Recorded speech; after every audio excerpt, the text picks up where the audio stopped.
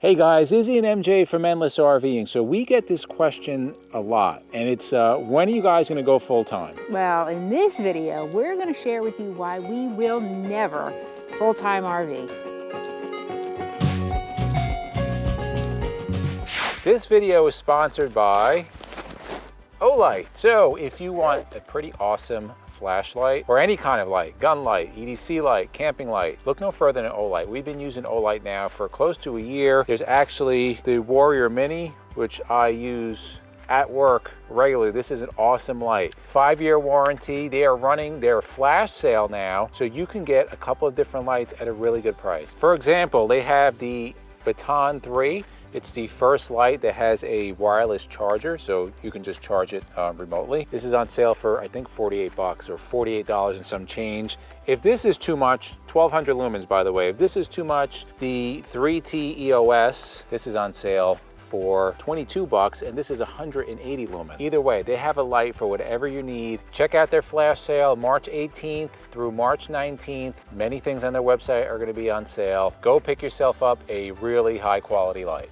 So we've been RVing now for over 3 years, and we had gotten that itch to go full-time RVing, right? Like that was, if you actually watch our intro video, we talk about that, but we haven't updated the intro video, so you know, we're just going at it now. Anyway, things have changed, things are always changing, and we have a pretty firm belief that we are probably never gonna go full-time RVing. We will do most time, but why don't you start with some of the reasons why we would probably never go full-time RVing? So today we're gonna give you 5 reasons and then a really critical one at the end to explain why we feel this way. So number 1, we like to spread our little birdie wings. We like space, as many of you know, right? That's why we have the motorhome that we do. We like to be free. When we go on our trips, whenever we get home, we have enjoyed every minute, but we love coming home. And we started, we didn't say that when we first started, but as time went on RVing, we did come home and say, yeah, it's nice to have a sticks and bricks to come back to.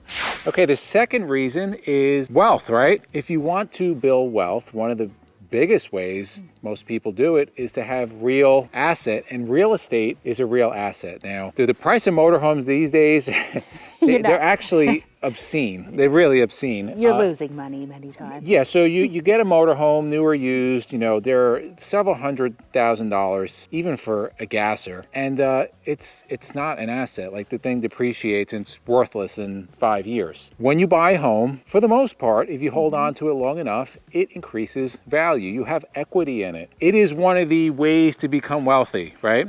So for us, after really thinking about it, we're not getting younger, we're getting older. Although we will RV a lot, having a home is a real security. It's an asset to have. And a big advantage.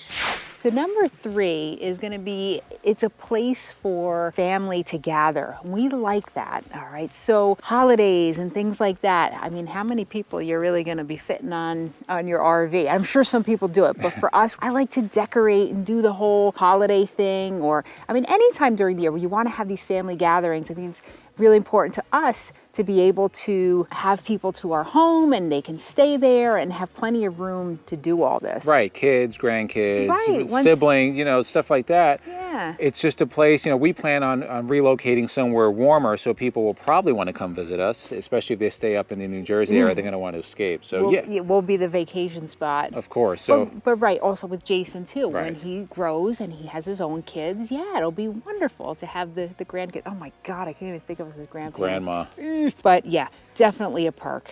Number 4 is your RV, if you're full-time, is your home. That's your home base. If something really bad happens to your RV, you're homeless. And we've had people that we know very well in the RV community that this has happened to, and they wound up having to stay at a motel, and it's just a lot of increased cost and troubles that you have to go through. That's not something that we want to know that we can go back to something. Yeah, and we've talked about this many times in videos. If you own an RV, things are going to go wrong. In our experience, they go wrong way more on an RV than they do at home. The problem is when you have a home, somebody comes to your home home and fixes it. When you have an RV, good luck getting somebody to come to your place to fix it. Like, you might get like an RV handyman, but if it has to be up on a lift, like, you got to get it there, and you can't be in there. So it's certainly an issue. And also, along with what Izzy said, at this time, you know, it probably changes at different times, but right now, you're going to be waiting a long time in many cases with how many RVs are out there, how many RVs are being serviced. We're hearing nightmare stories all the time from people that they've had to wait for a long time. You know, it's case dependent, so. Number 5, although we love RVing, we like traveling by other means than an RV. We like traveling out of the US. Now, we haven't really documented it on this channel because COVID hit and we actually had to cancel a bunch of things outside the US, but we do travel outside the United States. Now, this is definitely an issue if you're full-time RVing, because the question becomes, where do you leave your RV? Yeah, you could put it in storage, but, you know, Keep it with family, maybe. Keep it with family, but if you have an expensive motorhome, I've been reading a lot about catalytic converter thefts and thefts to RVs in general, and at secure storage places. Like, you know, you come back from an overseas trip and your RV, your home is broken into, right? Like, who wants to really deal with that? Anyway, at least we don't. So that's going to be number 5. Right, and I want to go cruising again. I want to go to Europe. There's so many places, so we're definitely missing that. So number 5, we like to travel overseas.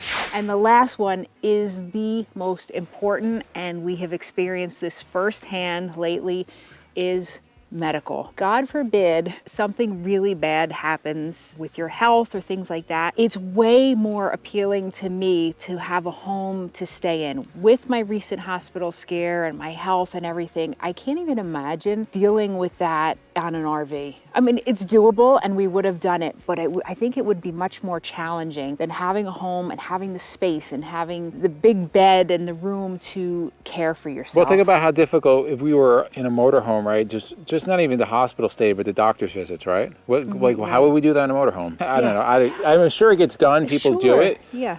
I don't really want to deal with that, honestly. Right, and that's the thing. There's solutions to all of these issues that we have addressed, but it's not something that we are particularly interested in having to deal with. So that's why we do not see this full-time thing happening. If you're full-time, put in the comments below, for each of these things, how do you deal with it? We are really interested, and who knows, honey, we may change down the line. People change their minds all the time. We did. Yeah, so again, we plan on most timing, you know, months at a time going out and then coming back and recharging the batteries and doing whatever we have to do to get back out on the road. So like MJ said in the comments below, leave your comments. And for myself and MJ, we thank you guys for watching, and we'll see you on the road.